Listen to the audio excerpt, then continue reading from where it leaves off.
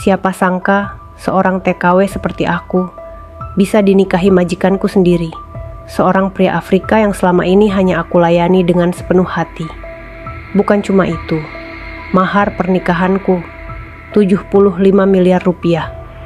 Tapi malam pertama, aku justru dibuat terdiam tak percaya. Namaku Siti.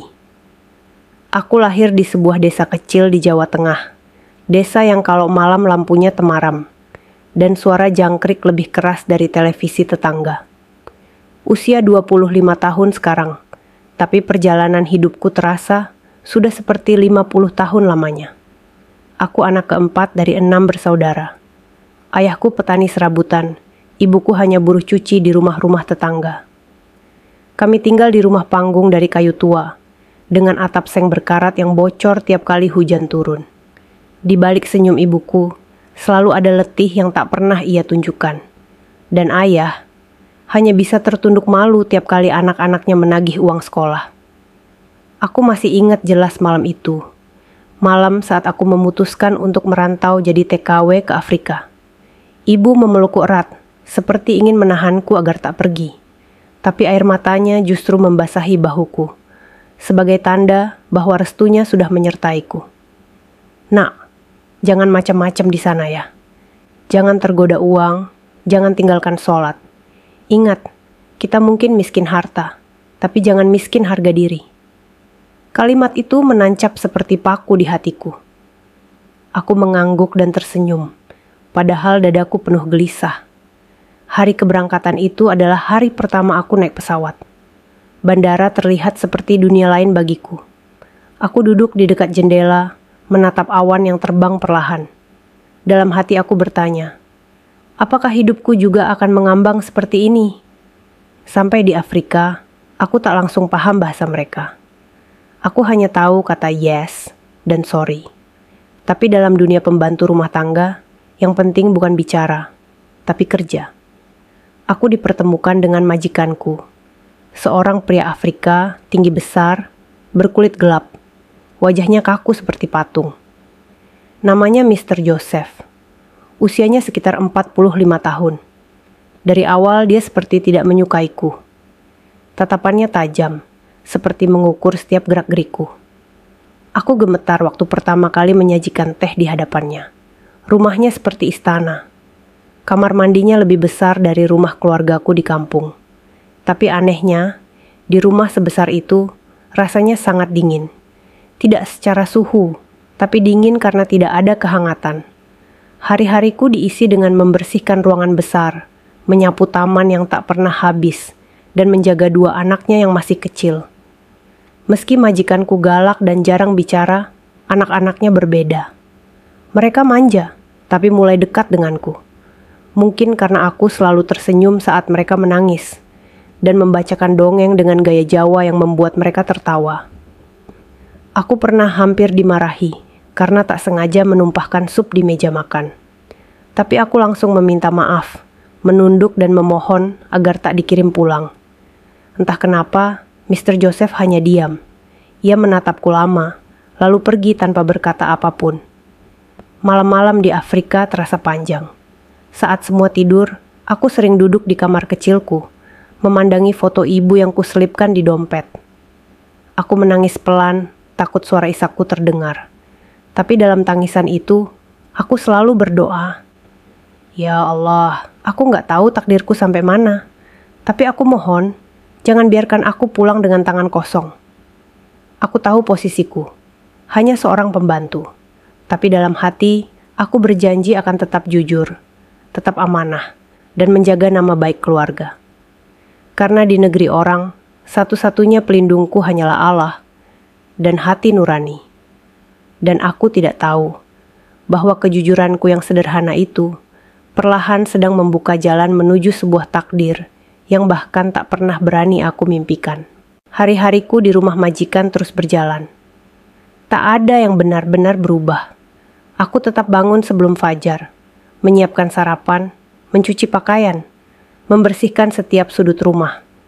Tapi semakin lama aku bekerja di sana, semakin aku sadar, Mr. Joseph bukanlah pria biasa.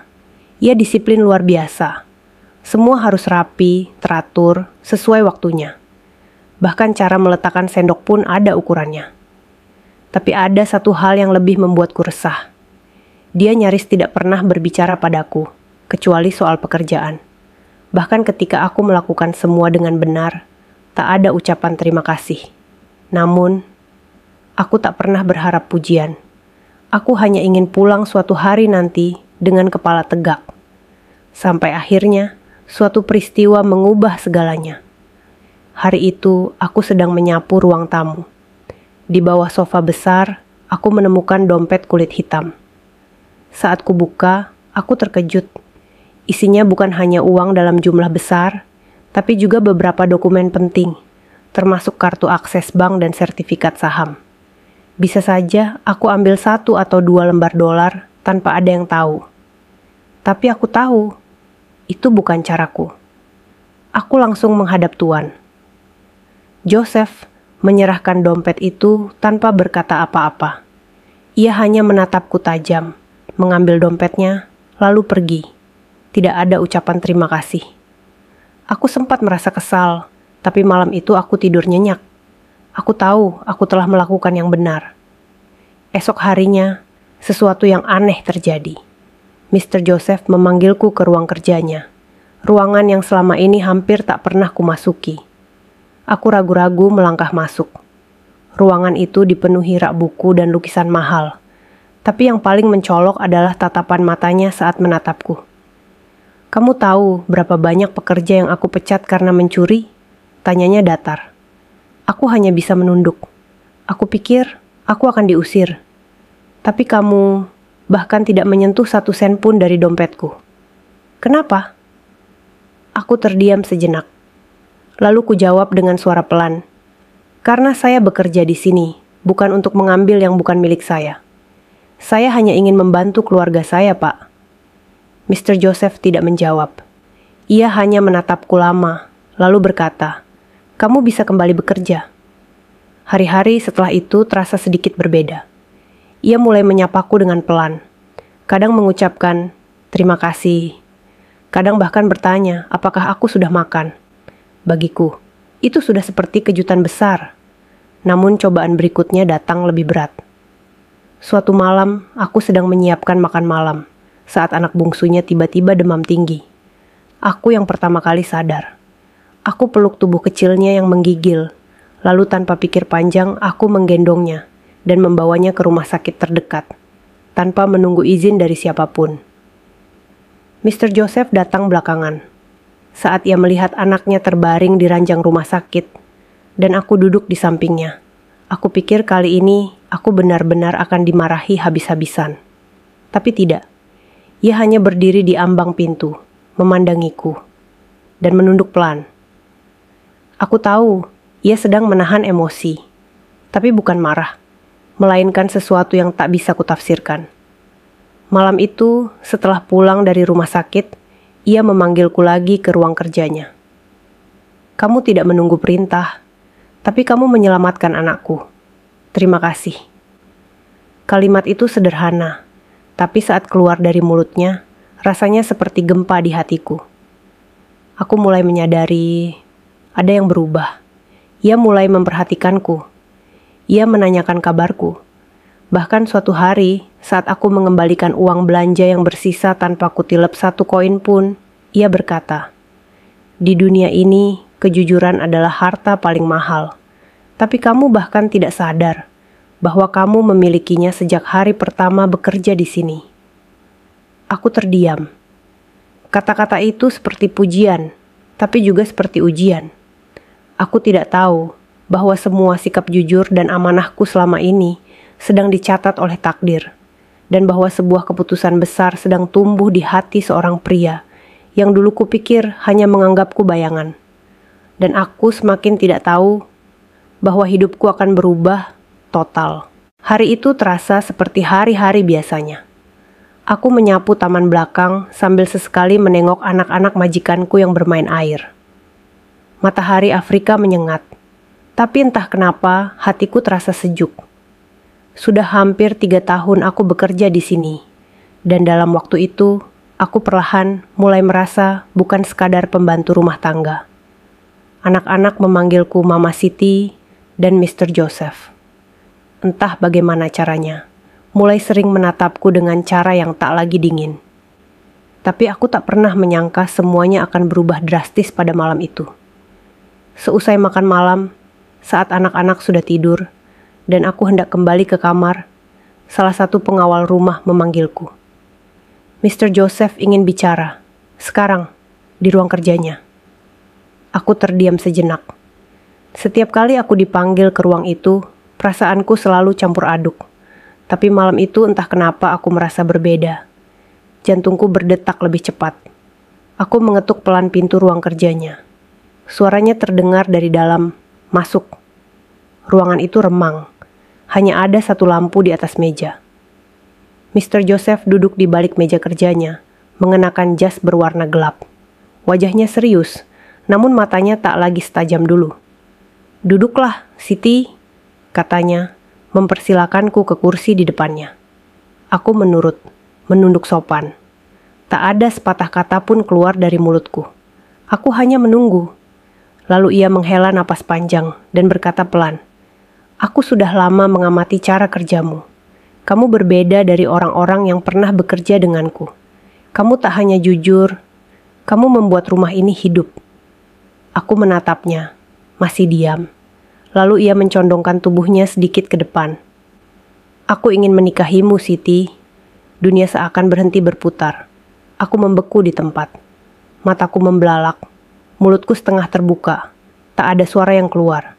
Aku pikir aku sedang salah dengar. Maaf, Pak." Suaraku nyaris tak terdengar. "Aku serius," jawabnya tenang. "Aku sudah berpikir lama. Aku tidak peduli apa kata orang. Aku hanya ingin seorang istri yang bisa membuatku percaya. Dan aku tahu, orang itu adalah kamu." Dadaku seperti ditusuk puluhan jarum. Aku menunduk. Air mata mulai menggenang tanpa aku tahu kenapa. Antara bingung, takut, dan terharu. Aku seorang pembantu dilamar oleh pria seperti dia. Aku menggeleng perlahan. "Pak, saya ini cuma TKW. Saya tidak pantas." Mr. Joseph berdiri, lalu berjalan ke lemari di sudut ruangan. Ia mengambil sebuah kotak kecil dan meletakkannya di hadapanku. Tangannya membuka perlahan, dan di dalamnya ada sebuah kalung emas murni, bersinar mewah, bertuliskan namaku. "Ini bukan tentang siapa kamu dulu. Ini tentang siapa kamu sekarang di mataku. Dan sebagai mahar, aku telah menyiapkan ini." Ia meletakkan sebuah map dokumen di atas meja. Aku membuka pelan, dan mataku langsung membelalak. Di sana tertera angka yang membuat tanganku bergetar. 3.500.000.000 naira, setara dengan 75 miliar rupiah. "Uang ini akan sepenuhnya atas namamu. Aku tidak ingin kamu merasa rendah. Aku ingin kamu tahu bahwa kamu layak." Aku langsung menangis. Tubuhku gemetar. Aku tidak bisa menerima ini begitu saja. Aku minta waktu. Aku minta izin untuk berdoa, untuk bertanya kepada Allah.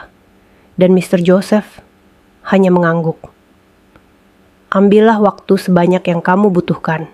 Aku akan menunggumu." Malam itu aku tidak tidur.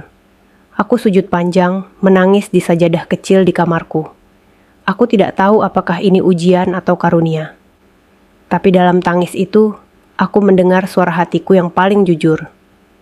3 hari kemudian, aku menghadap lagi ke ruang kerjanya. Dengan mata sembab dan suara yang lirih, aku berkata, "Saya siap. Jika Bapak sungguh-sungguh ingin menikah, saya terima. Karena saya tahu, ini bukan tentang harta. Ini tentang amanah." Dan disitulah, dunia baru dalam hidupku dimulai. Bukan lagi sebagai TKW, tapi sebagai calon istri dari pria, yang dulunya hanya kulayani dalam diam. Kini kulihat dengan mata penuh harapan. Hari itu akhirnya datang. Langit Afrika tampak berbeda pagi itu, seolah menyambut takdir baru yang akan kubuka. Aku masih belum percaya bahwa hari ini aku, Siti, gadis kampung yang dulu hanya membawa tas jinjing dan selembar doa dari ibu, akan menikah dengan pria yang dulu hanya kulayani sebagai majikan. Tapi kini, Dia memanggilku istri. Pernikahanku tak seperti yang kubayangkan. Aku pikir akan sederhana. Tapi Mr. Joseph, atau suamiku sekarang, menggelar pesta yang membuat media lokal dan bahkan beberapa media internasional meliput. Nama kami jadi perbincangan. TK Lab Indonesia dinikahi jutawan Afrika dengan mahar 75 miliar. Judul itu berseliweran di internet. Gaun pengantin yang kupakai terbuat dari kain khas Afrika dengan sentuhan batik Solo, hasil rancangan desainer terkenal. Aku sempat merasa kikuk saat mengenakannya. Terlalu mewah untukku yang biasa memakai daster dan sandal jepit. Tapi saat aku melangkah ke pelaminan, aku melihat Tuan. Joseph menatapku, seperti aku satu-satunya yang ada di dunia ini. Di sana, aku merasa pantas. Upacara berlangsung khidmat. Aku melafalkan akad dengan suara bergetar. Tanganku dingin saat cincin disematkan ke jari manisku. Suara hadirin yang bertepuk tangan hanya terdengar seperti gema jauh di telingaku. Yang paling jelas adalah suara hatiku, mengucap syukur berkali-kali, tanpa henti. Setelah pesta usai dan para tamu pulang, tibalah malam yang paling membuat jantungku berdegup lebih kencang dari biasanya. Malam pertama. Kamar kami sangat besar. Dindingnya dihiasi lukisan marmer, ranjangnya seperti singgasana. Tapi suasana di dalam hening. Terlalu hening. Aku duduk di tepi ranjang, menunduk. Jantungku berdetak cepat. Tangan gemetar. Aku takut, bukan karena Mr. Joseph, tapi karena aku tak tahu harus berbuat apa. Aku hanya seorang perempuan biasa, tanpa pengalaman. Dan ini semua terlalu luar biasa. Tak lama kemudian, pintu terbuka perlahan. Ia masuk, masih dengan jas hitam yang kini mulai dilepas satu persatu. Tapi bukan itu yang mengejutkanku. Yang membuatku benar-benar tak percaya adalah dia datang bukan dengan sikap suami yang siap mengambil hak malam pertamanya. Tapi ia membawa nampan kecil berisi segelas susu hangat dan selembar syal. Aku tahu kamu takut, dan aku tak ingin malam ini jadi beban. Malam ini, kita hanya akan bicara. Aku terpaku, tak bisa berkata apa-apa. Air mataku jatuh, tanpa bisa kutahan. Ia duduk di sampingku, memberikan segelas susu itu ke tanganku. Lalu dia berkata pelan, "Siti, aku menikahimu bukan karena nafsu, tapi karena aku percaya padamu. Dan aku ingin malam pertama ini jadi malam di mana kamu bisa merasa aman." Aku menangis semakin kencang. Aku belum pernah diperlakukan seperti ini. Aku belum pernah merasa sedih dan bahagia dalam satu tarikan napas. Kami berbicara panjang malam itu. Ia bertanya tentang keluargaku, tentang desa tempat aku tumbuh, tentang mimpiku yang dulu tak berani aku ucapkan. Dan saat aku bercerita, ia mendengarkan dengan penuh perhatian. Tak satu pun kalimatnya membuatku merasa kecil.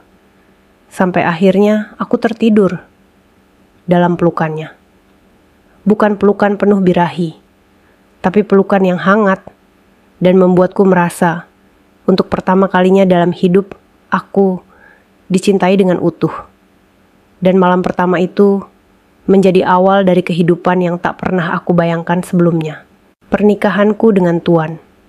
Joseph mengubah segalanya. Hidupku kini bukan lagi di balik pintu dapur, melainkan berdampingan dengannya di ruang rapat, menghadiri jamuan-jamuan resmi, dan bahkan mendampingi beliau dalam acara sosial serta proyek kemanusiaan. Aku sempat tak percaya, tapi itulah kenyataannya. Aku sekarang istri seorang pengusaha berpengaruh di Afrika Barat, pemilik jaringan bisnis properti, pertambangan, dan ekspor. Tapi di balik semua kemewahan itu, aku masih Siti. Aku masih bangun sebelum subuh, menyiapkan teh untuk suamiku. Aku masih membersihkan kamar tidurku sendiri. Bahkan, aku masih sering memasak nasi goreng dan sambal terasi, yang kini justru jadi makanan favorit Mr. Joseph. Yang berubah hanyalah dunia di sekelilingku. Aku mulai mendirikan yayasan untuk membantu para TKW yang terlantar. Aku tahu rasanya hidup tanpa kepastian, digantung agen, dijanjikan gaji tinggi, tapi akhirnya menangis sendiri di negeri orang. Aku tak mau mereka merasa sendiri seperti aku dulu. Aku mulai bicara di depan publik, muncul di media, dan kisahku viral di berbagai negara. Tapi semakin aku dikenal, ujian datang lebih tajam. Orang mulai meragukanku. Banyak yang menyebutku perempuan penggoda, TKW matre, penjilat kekayaan, dan yang paling menyakitkan, ada yang menyebar isu bahwa aku menikahi Mr. Joseph hanya demi uang dan kekuasaan. Aku terpukul, tapi suamiku berdiri di sisiku, memegang tanganku dan berkata, "Kita tidak hidup untuk menjelaskan diri pada semua orang. Kita hidup untuk membuktikan siapa kita sebenarnya." Namun yang paling mengejutkan adalah, suatu hari, di salah satu acara televisi, datang seorang tamu tak terduga. Seorang perempuan paruh baya, mengenakan kerudung lusuh, membawa sebuah surat yang katanya, "Dari ibuku di kampung." Hatiku langsung bergetar. Kukira beliau sakit atau terjadi sesuatu di kampung. Tapi yang tertulis dalam surat itu membuatku terduduk lemas. "Nak, maafkan ibu. Waktu kamu mau berangkat jadi TKW, sebenarnya ayahmu tidak setuju. Dia merasa gagal sebagai ayah karena membiarkan anak gadisnya pergi jauh mencari nafkah. Tapi hari ini, kami semua menangis bahagia melihatmu. Kamu tidak hanya mengangkat nama keluarga, tapi juga mengangkat nama bangsa. Ibu rindu kamu. Ayah sudah lama ingin memelukmu." Air mataku tak terbendung, dan aku tahu, waktunya pulang. Aku dan suamiku berangkat ke Indonesia tanpa memberitahu siapapun. Kami tiba di kampung dengan pakaian biasa, tidak membawa rombongan, tidak membawa kamera. Hanya aku, dia, dan 2 anak kami yang sekarang mulai tumbuh besar. Saat aku turun dari mobil, ibu langsung keluar dari rumah, lalu terdiam. Ayah berdiri kaku di depan pintu. Lalu, tanpa aba-aba, beliau memelukku erat sambil menangis. "Anakku, maafkan ayah. Ternyata kamu lebih kuat dari yang kami kira." Dan aku pun menangis sejadi-jadinya. Di pelukan mereka, semua gelar, semua angka mahar, semua berita viral hilang. Yang tersisa hanyalah aku, Siti, anak desa yang dulu bermimpi sekadar punya dapur yang tidak bocor. Kini, aku memiliki segalanya. Tapi yang paling kubanggakan bukan rumah besar, bukan uang miliaran, bukan gelar istri jutawan. Yang paling kubanggakan adalah aku tetap menjadi Siti yang dulu, yang menjaga kejujuran, yang setia pada amanah, dan yang percaya bahwa satu langkah tulus bisa mengubah takdir siapa saja. Dan jika kau bertanya, apa yang paling indah dari semua ini? Jawabanku, saat aku menutup mata malam ini, aku tahu bahwa semua ini bukan mimpi. Ini nyata, ini hidupku. Dan aku akan terus menulis bab baru dalam kisah ini, dengan cinta, dengan iman, dan dengan nama baik, yang tak akan pernah kulepaskan.